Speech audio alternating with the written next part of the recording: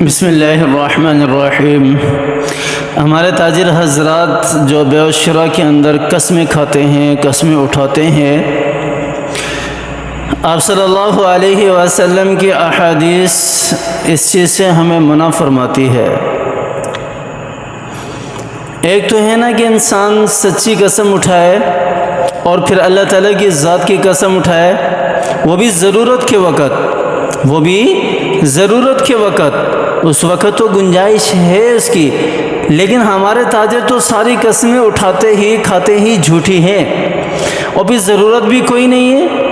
میں نے اپنا مال بیچنا ہے، میں نے اپنا مال فروخت کرنا ہے، تو جس طرح آپ صلی اللہ علیہ وسلم نے فروخت کیا، عیب کو بتا کر، اگر اس کے اندر عیب ہے، اگر نہیں ہے، اگر کوالٹیز ہیں تو کوالٹیز کو بیان کر کے اس مال کو بیچ دیا جائے کہ بھی یہ فلاں کوالٹی کی ہے، جس طرح آپ صلی اللہ علیہ وسلم نے فرمایا بھی اس کے اندر یہ عیب ہے اور اس کے اندر یہ کوالٹی ہے، اس کا دام یہ ہے، اس کا دام یہ ہے، جس نے لینی ہے لے لے، جس نے نہیں لینی نہ لے۔ بھئی ہم بھی اگر کسی چیز کو فروخت کر رہے ہیں تو ہمارا ایمان بھی تو ایسا ہی ہونا چاہیے نا کہ یہ چیز ہے، اتنے کی ہے، اس کے اندر یہ نقص ہے، یہ عیب ہے، اگر لینی ہے تو ٹھیک ہے، اگر نہیں لینی تو آپ کی مرضی میرے بھائی، میں جھوٹی قسم نہیں اٹھا سکتا۔ جیسا کہ آج کل ہمارے تاجر کہتے ہیں کہ ہمارا مال تو بغیر جھوٹی قسم کے بکتا ہی نہیں ہے۔ آپ صلی اللہ علیہ وسلم نے کیا فرمایا اس کے بارے میں؟ حضرت ابو قتادہ رضی اللہ عنہ کی حدیث ہے۔ حضرت ابو قتادہ رضی اللہ عنہ فرماتے ہیں کہ آپ صلی اللہ علیہ وسلم نے بیع و فروخت میں زیادہ قسمیں کھانے سے منع فرمایا ہے کہ بچو قسمیں کھانے سے بچو، کیونکہ اگرچہ اس سے بالفعل دکانداری خوب چل جاتی ہے، ہماری تجارت خوب چل جاتی ہے، لیکن آپ صلی اللہ علیہ وسلم نے فرمایا کہ بعد میں یہ برکت کھو دی جاتی ہے، اس سے برکت اٹھا لی جاتی ہے۔ ظاہراً تو ہمیں لگتا ہے کہ قسم میں نے کھا لی، میرا مال بک گیا، میری جیب میں مال و دولت آ گئی، پیسہ آ گیا، میری جیب بھر گئی، لیکن بعد میں وہ برکت اٹھا لی جاتی ہے۔ جب ایک چیز سے برکت اٹھا لی جائے تو وہ چیز باقی نہیں رہتی، وہ چیز پھر باقی نہیں رہتی، وہ چیز ختم ہو جاتی ہے۔ اور اگر بالفرض والمحال کسی نے قسم اٹھا لی ہے تو پھر کیا کیا جائے؟